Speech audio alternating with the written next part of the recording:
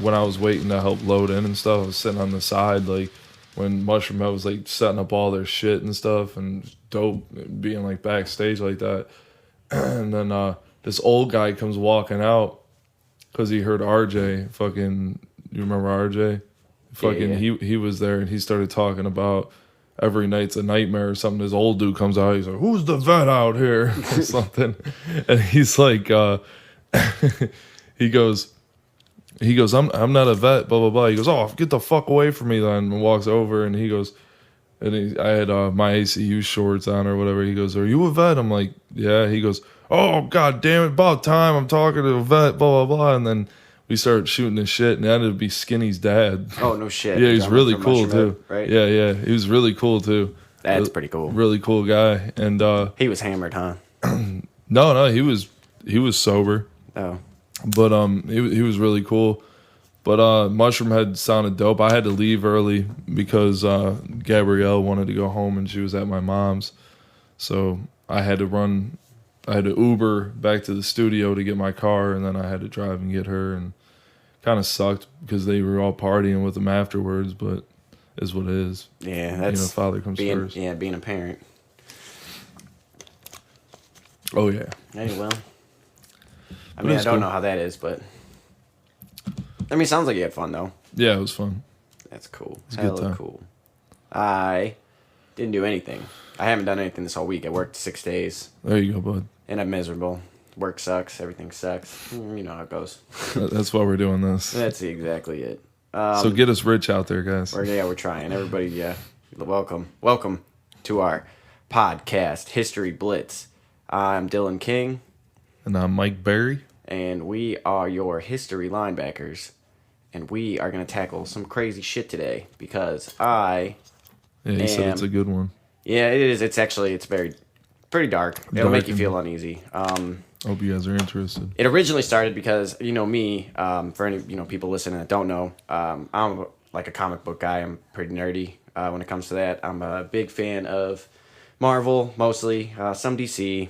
But, I got like comic book guys tattooed on me. I've got, 5 X-Men tattoos and all that. And they're all naked. All naked. Yep. I love my naked Magneto and my Korean Wolverine. It's very, very artsy. It's a legit Korean wolf. It is Korean Wolverine and Korean Magneto, for being honest. Yeah, don't go get your tattoos when you're not supposed to legally get them in a different country because you think you're paying a lot less for them. Because, yeah, you are, but they're going to take creative liberties. They will. Anyways, when you hear superheroes, you think of your normal average superhero. How do most superheroes get their powers? Getting bit by a spider or What kind of spider?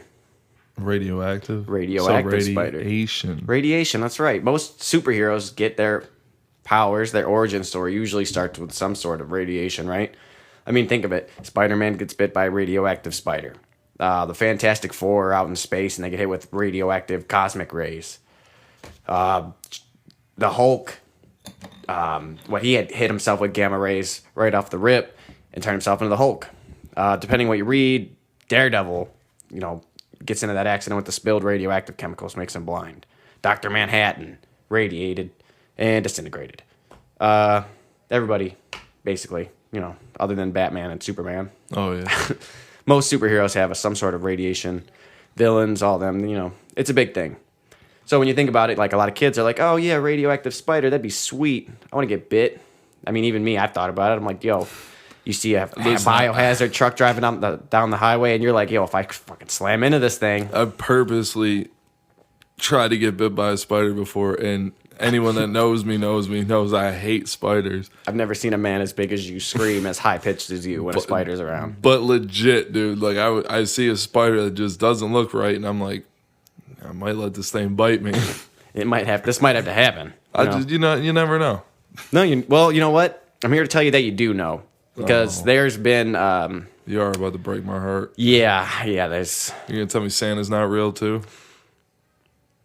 And that's another day. Oh, shit. But yeah, he's not. The only thing that's real out of any of that folklore is the Tooth Fairy. Fuck the Tooth Fairy. And she doesn't just take one tooth. She takes all of them. She's more of a witch, but... Who was it? Was it, Ramon's daughter? You were there for that. The fundraiser. Yeah. She's like, Tooth Fairy put $100 under my pillow. Yeah. I'm like, I'm gonna go stay at your house and knock a few teeth out. Like, what the fuck? I'll even pay rent. For real? $80 to stay, and I'm gonna give me $100 for that Tooth Fairy. Damn, dude. Making profit either way. $100. $100. Ooh. Well, now you just made me even more sad. I thought I couldn't get any more sad. No, Here no, I am. that's- Now I'm like, oh yeah, quarter. That's the bottom of the cool. barrel right there for you, buddy. That's a $400 or Just 400%. know the Tooth Fairy don't fuck with older guys. Well, It's a pedophile. oh, yeah, that's accurate. I mean, I wonder if Tooth Fairy's hot. uh, No? you ever seen you remember Borat? Remember Yeah. when he's wearing the bikini thing? Is that- it's Shrek wearing that. That's the Tooth Fairy? Yeah. Stop. Stop, All right. dude. So anyways. So that's the loud bangs I hear at night. You don't even know. Stay out of his swamp, dog. Get out of my swamp. All right, so I want to talk to you about one of the most documented and well-known cases of radiation poisoning. So we do know what happens to someone when they're exposed to high levels of radiation. There's an incident that took place at the Tokimura power plant in Japan. Tokimura. Forgive us if we butcher. I'm going to butcher a lot of this pronunciation. because there's a lot of Japanese going on in here. Oh, boy. And I dude. tried my best. I did some research to That's a get the headache to do. pronunciations. You know, I got a 5-page report that needs written by Tuesday. If you want to help a brother out, $50 helps a brother out. hey, got you, buddy. Cool. Just don't. No promises If on my what it's professor about. is hearing this, This is our I'm writing plausible the whole thing. deniability. Yeah, I'm not writing anything because I'm not getting paid. Wink, wink. Nudge, hell nudge. no. Just a slice of pizza. All right. Tokimura, Japan. September 30th, 1990. There was 3 workers, technicians, that were working in the factory at this precipitation tank. Their names were Hisashi Oshii, Yutaka Yokokawa, and Masato Shinohara. It sounds like they're inventing Pokemon and Dragon Ball Z. Well, that's just... That's what I mean. I mean, they have Japanese Those names. names sound Things very that come familiar. there, they come from Japan. So, I mean, you wouldn't be wrong per se, but they were. I have a very broad understanding of how this all works, so I'm gonna try to break it down real easy for you. They were making basically like a fuel for the nuclear reactors, right? Mm-hmm. So they got to mix this uranium. They're gonna convert uranium hexafluoride into uranium dioxide to fuel the nuclear power plant. bombs. But I mean, yeah, you could use them to make bombs because when you create a fissure I like was that, it thinking goes boom. SpongeBob. That's Oh, plankton. used for bitch ass. uranium bombs. All right, yeah, okay, you right. This is what came to my head, Hey, I don't blame you. and that's not even just being a father. That's just me missing 12 years of SpongeBob. cartoons, yeah. I could recite the first 3 seasons. You probably could. It's not great, but it's there. It's not great. So yeah, they were working that day. They're mixing the fuel, and here's the thing that's important about the Tokimura power plant. They also, when they were converting these uranium concentrates, they would also make a concentrate that was 3 times more powerful or more concentrated than standard nuclear fuel. Okay, so there's regulations that I think it was the STA put in place for them to follow. But the power plant that they worked at wrote a manual for them to use and did not get it approved by the STA. So they're like, here, follow these instructions. And it was not approved. Like, they weren't supposed to do it. Okay? They were taking buckets, like steel buckets, and they were filling them up with this concentrate. And you're not supposed to mix more than 2.4 kilograms of this stuff at once, of the enriched uranium at once. But because they're following this manual that was wrong, they mixed about 16 kilograms, which is about 7 times the amount they were supposed to. That's a little overkill there. It's a lot. 7 times the amount when you're dealing with this nuclear shit, like, you think of nuclear bombs, you know how terrible it is. So they're just like, no, do it. And here's the thing. You got one guy sitting at a desk. He's about 4 meters away from the tank. You got one guy standing over the tank holding a filter over the tank. and then you got a third guy standing on a ladder with the buckets of the uranium fuel, pouring it over the tank, like into the filter. You get Okay, backsplash in your face and shit. you can, yeah. So you're supposed to use this really small amounts, and you're supposed to do other things like putting them into special tanks to help with like the passage and everything going in the right way. And they just didn't do it. The big problem is this nuclear fissure happens when they're doing it, right? And when this happens, there's this big flash of blue lights, big blue spark, and it basically turns into a criticality accident. Mozambique here. Sorry, that's my unprofessionalness. Gabriel, can you shut My phone turning off. I got it. All right, wait. He's got it. So, My daughter just came in. yeah, it threw everybody off. We're all looking like, what's going on? So, anyways, when all this uranium gets thrown into this tank, it creates a criticality accident, which is an uncontrolled nuclear fission chain reaction. So, when this happens, right, like I said, there's a big blue spark, and it's neutron radiation. Okay, this is the strongest kind of radiation that you can be exposed to. It's dangerous. It's very dangerous. Like the smallest amounts can hurt you. Oh no, it's loud.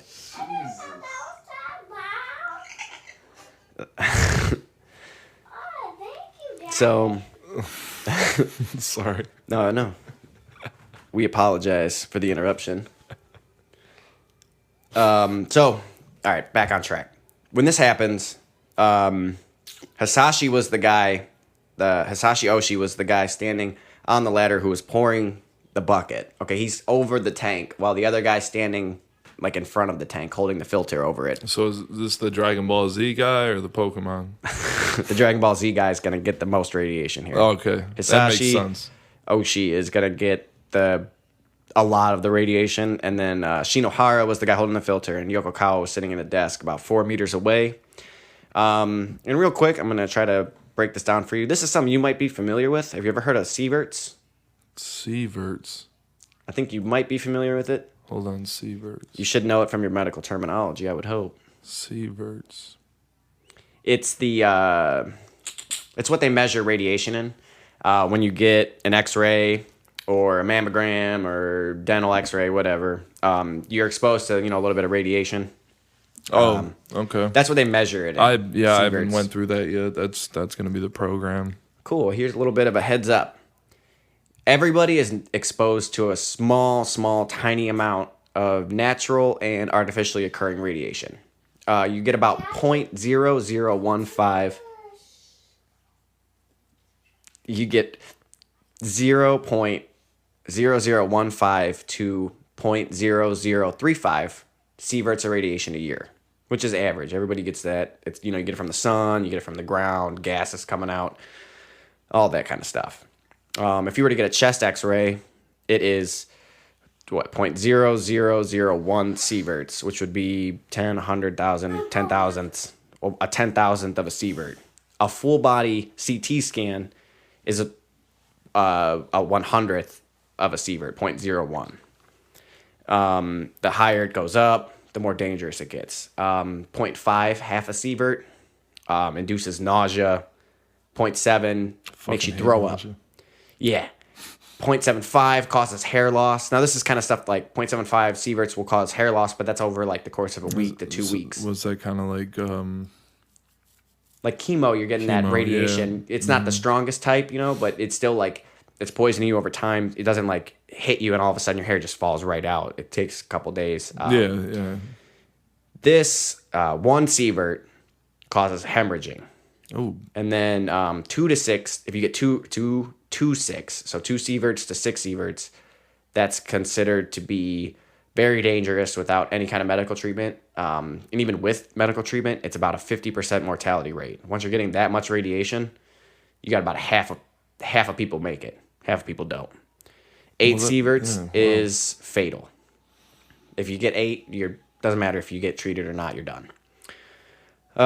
So 3 guys in the room. One guy leaning over the tank, one guy standing in front of the tank, and one guy 4 meters away at a desk. okay. How many sieverts do you think everybody got? Fuck, I hate math, dude. You're a dick for this. Not altogether, just, throw out a guess. The guy farthest away, what do you think he got? So the guy furthest away, 4 meters away from this initial reaction. he got. I'm going to guess that the radiation was in the air, so it's a trick question. It's not a trick question. Okay. So he got about He got it the least, quarter, right? a quarter of a sievert. He got 3 sieverts. See what? 3 sieverts. So that's enough to cause, that's more than hemorrhaging. That's considered to be putting him in the percentage that'll give Sitting you a at a 50% desk? mortality rate. You're 4 meters away. 4 meters isn't that far. That's like 12 feet or something. So that right? motherfucker 10 on top feet. of the tank's done. So the guy that's standing in front of the tank, what do you think he got? None because he was below. No, he got it. He got it all. He got it. He got 10 sieverts. 8's considered fatal, so he got 10. Now this isn't like this also doesn't mean like it's not immediate. It's gonna happen over the course of a couple of days, a week, whatever. Yeah. You're gonna die. So he got 10. So that's basically a death sentence. Guy over the tank, the main focus of today's podcast, Hisashi Oshi. He got 17. He got 17 sieverts. Wow. Good guess. I like it. That's That's a a good lot. guess. That's a lot of That's a sieverts, lot. bro. Yeah, you're dead almost twice. Oh, no, you are dead twice. Yeah, that's You more said than 8. twice the lethal Yeah. amount. 2 to 8, or 8's the mortal rate. 2 to 6 is a 50% mortality rate. So did he fly or die? Oh, he vomited into the tank, lost consciousness, and they removed him, tried to evacuate everybody out of the room real quick, and then they airlifted him immediately to a specialized hospital that focused on radiation and stuff like that. So they know that this happens. They measure the radiation in your bones and your chromosomes, stuff like that. Mm-hmm. They see that he's got a mortal rate, or a fatal rate. He's not gonna make it, but they're gonna try to keep him alive and treat you because they're not just gonna let you, die immediately. So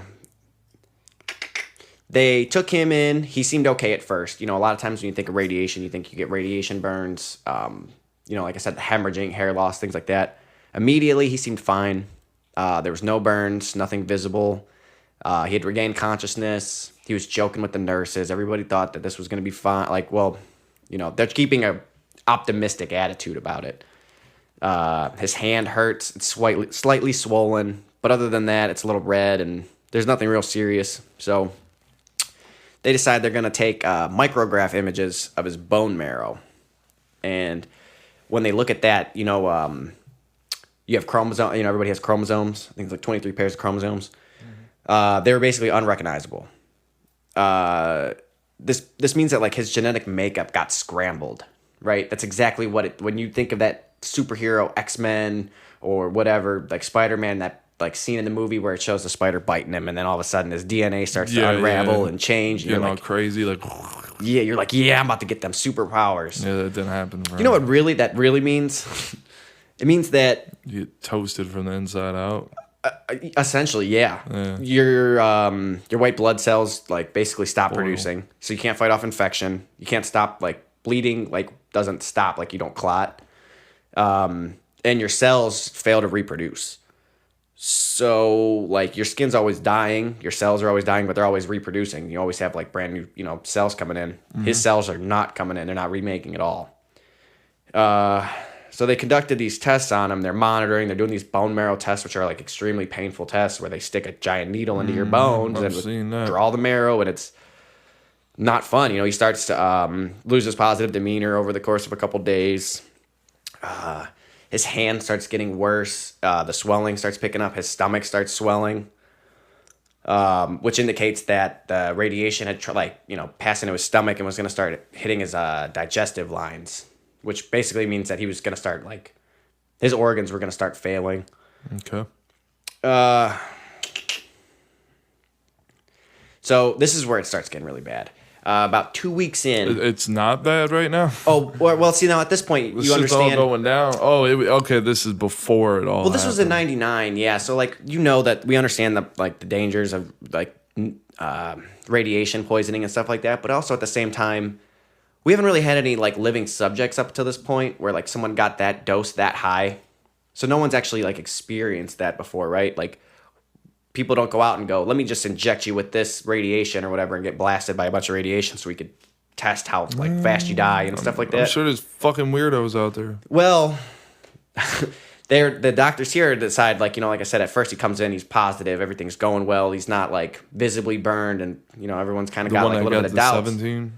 Yeah, the guy who got the 17, Hisashi Oshi. That's a strong ass mofo. Yeah. So he's in like good mood. He's joking with the nurses. Everything's fine. A couple days are going by, and it's really not getting that bad. Oh, slowly that shit ate him up. Yeah. So they're treating him with medicine. They had like I said, this hadn't really happened before. So they start flying in doctors and specialists from all over the country to get him in there and try to see what they can do. They start testing these drugs on him that haven't been available in the country of Japan. Like there's a bunch of testing going on. Like, is it the government? There's not been any confirmations on where they're getting these medications from, but they're, working with somebody. But they want to keep him alive. And at first, that kind of seems like a good idea. But a couple weeks into it, I think it was a little after 2 weeks, 2.5 weeks, you ever get an IV and they put the little needle in you and then they put the tape on it and then you got medical tape on you and then you peel it off and it kind of hurts a little bit, like if it pulls a hair or something? Yeah. Well, like, you ever got one on your chest? Do you ever have to put anything on you, like an EKG or I think it's an EKG. Mm-hmm. But, like, all right, so when they go to peel the medical tape off his chest, it literally takes his skin, peels his skin off because the cells aren't reproducing in his skin, so his skin's not healing or, like, growing back to itself. It's starting to come apart. His whole body's unraveling right now. They would try to wash his hands or like wash him, and it would just rub his skin off. Oh my god! So at this point, now he's in like immense pain. They can't really do a whole lot. They're trying to medicate him, but it's really not doing a whole lot to. He's not joking. No alleviate him. No. He's not in a good mood at all. He's actually getting worse and worse. He's not even really talking so much. They did another X-ray on him, and they found a bunch of fluid in his lungs, and he wasn't being able to really breathe at all. So they took a giant needle and they stabbed it into his lung and forced air into his lungs to help him breathe. And he just, like, that was basically the turning point for him. He started telling the staff that he wasn't a guinea pig. He said, "I am not a guinea pig. I am in pain. I am suffering." And he started going in and out of consciousness. They're treating him more. And his breathing got so bad that they were going to have to put a tube down his throat to help him breathe, which means he couldn't speak anymore. And some of the nurses, the document said, his last words were, "Please stop. I'm in pain. I'm suffering." And then they put the breathing tube into him and decided they were going to keep him alive. And this was less than 4 weeks in at this point. He was conscious, though. They would look at him. He could move his eyes. He could look at you. He could nod, answer some questions, shaking his head yes or no. But other than that, he would writhe a lot in pain. You could see that they said, like, his eyes were basically screaming. It was not good.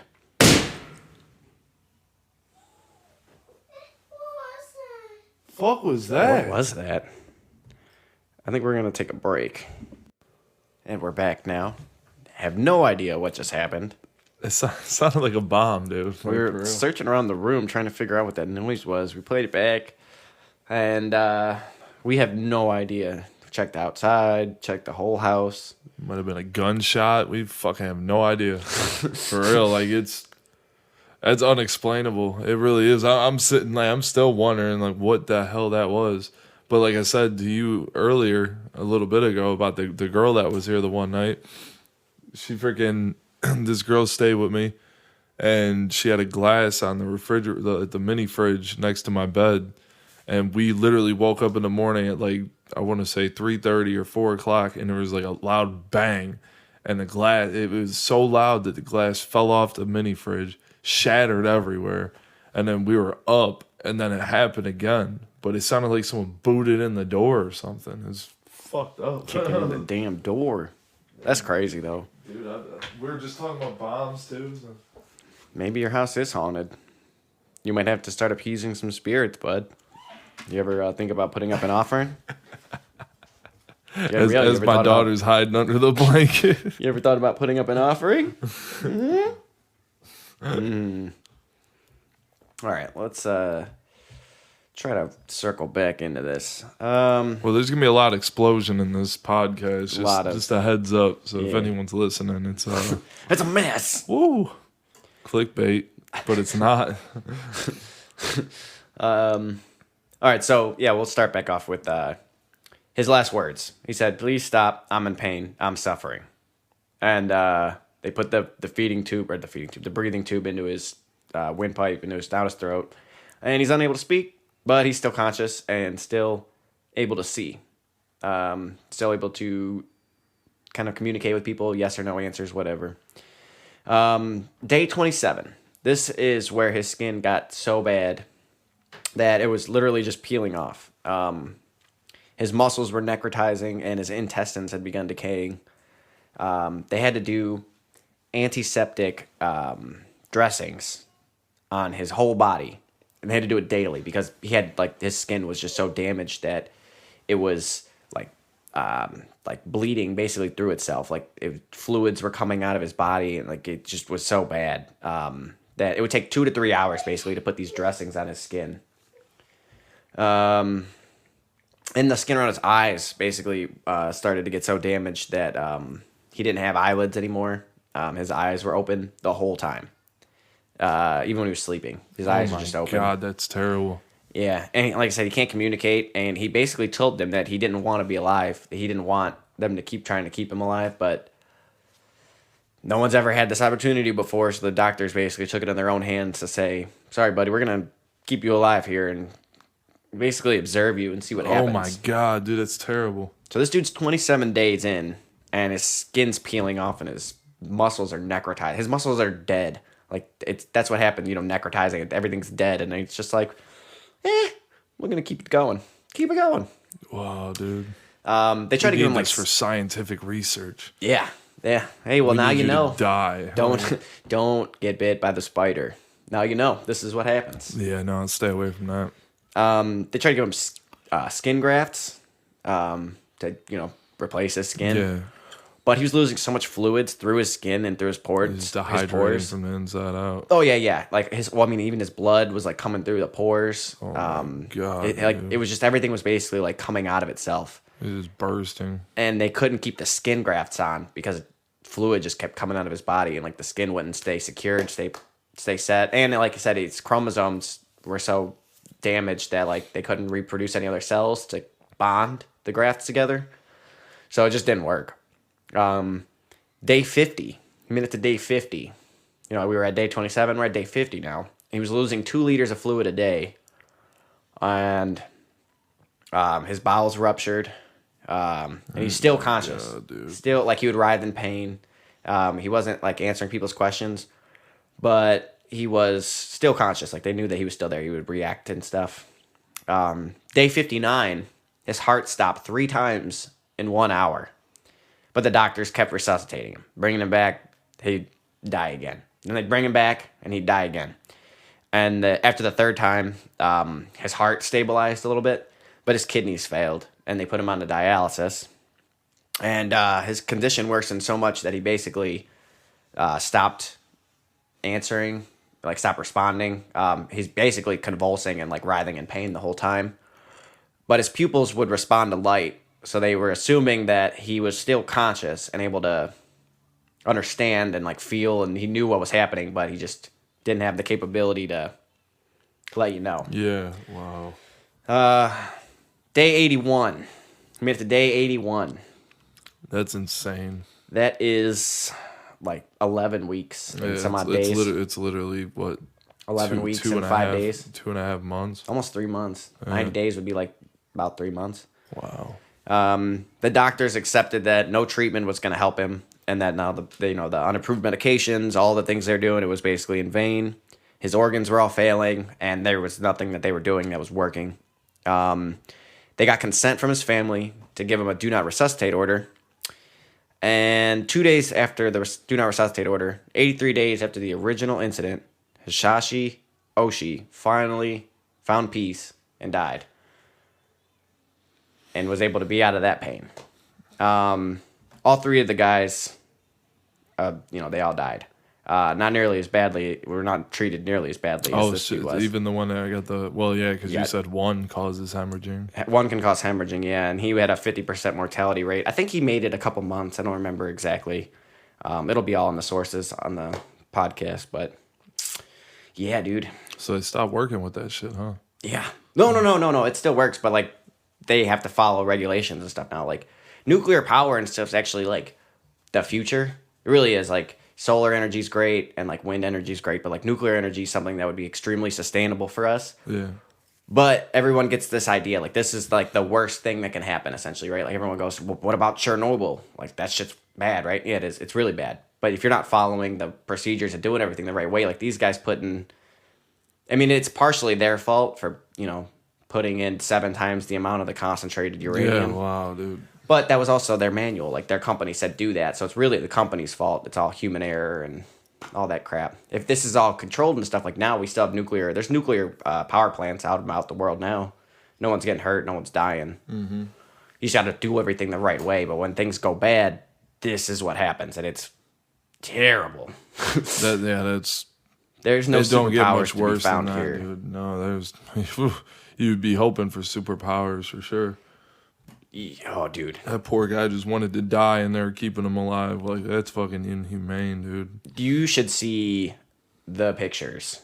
There's I'm definitely not looking at no pictures, dude. They will be on the site, like they're on the site, on the website, on our the source list. If you want to check out any of the sources, there will be pictures. There's pictures of how they kept him in the hospital bed and like the conditions of his skin and stuff like that. And I mean, the dude I think he was 40 or 39 when this all happened. That's so scary that, like, it's real. That's a real thing. Like, this dude seriously suffered for 3 fucking months just dying. For basically no reason. I mean, after the first couple weeks, yeah, you want to be in like the positive thing where they're like, yeah, you got like a 99% chance you're gonna die, and you're like, well, I feel fine, so I'm not gonna die. Yeah, so, I mean, his whole body's failing. Like, you need to... No. Let it go. I mean, yeah, at that point, like, you'd think you'd want to respect someone's wishes, but like, this is another country. I would say it's another time, but I mean, it's only like what 20 years ago. Yeah, literally 20 years ago. It's not that far away. I don't even know, man. See, that's what I'm saying. It's dark, dude. You're like, you sit there and you think about how that happened, and like, just one accident, one thing goes wrong, and all of a sudden everything's out of your control. You never know. No, that's like how what I'm learning about with in medical term. It's just with the body and stuff. Our bodies are insane, dude. Like any little thing goes wrong. Like our bodies are only meant to hold the organs that are in our body. So if there's anything else, like a lump or anything in there, your body starts acting different. It's gonna let you know something's not right. You know what I mean? 'Cause Yeah. it's not supposed to be in there. Just weird, dude. And like looking at like all the ventricles in your heart and the arteries and the way that it's even just the way the heart pumps, dude. How like in sync it is. It's insane. It really fucking is. It blows my mind.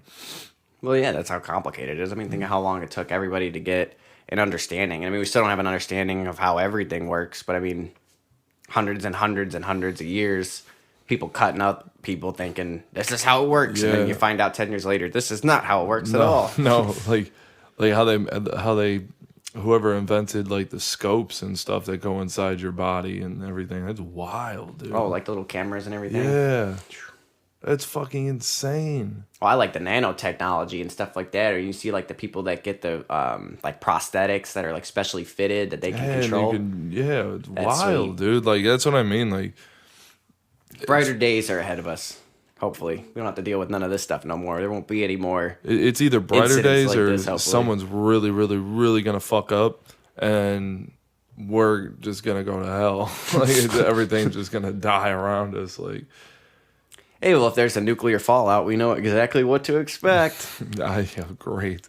Listen, they try to keep me on life support, motherfucker. I'm doing it myself. Take me out. Nope. I'll Epstein myself. Easier. Murder myself. That's right. It's Not suicide. It was murder. It's easier said than done, but nope. Well, you have anything you wanna add? Any last words? Anything to plug? Anything you've been enjoying lately? A product that you want to give a shout out to, even though we're not getting paid? Absolutely not. Oh, because if we're not getting paid for that shit, it ain't going on this podcast because this podcast is gonna blow up one day.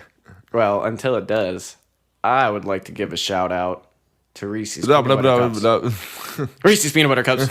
They're the most delicious candy out there. No one else can top it, and I don't care what anyone else says because they have fast breaks And they're orange like Reese's the peanut butter Browns. eggs, and they're orange like the Browns with peanut butter that's brown. And you know what? I love them, and I really hope they do love me. And Reese's. I kind of want one now. yeah, I think we should go get Reese's. Before we do, if you want to check out, we have a Twitter. We are at history_blitz on the Twitter. We Remember have to a wash Facebook your ass. Grabe page. Grabe. I don't know why I said Grabe. Yeah, wash your ass. That's important. Exactly. Little girl in the room with us. She's hearing all the swearing. Oh boy. Yeah, and then also, give us a follow. We're on Spotify, Stitcher, iHeart. We should be on Apple here soon. Shun. Shortly, soon. Shitty. Shun sounds like the Shun. guy that we were talking about today. Yeah, but until then, catch us next week, and thanks for listening. Goodbye. Bye.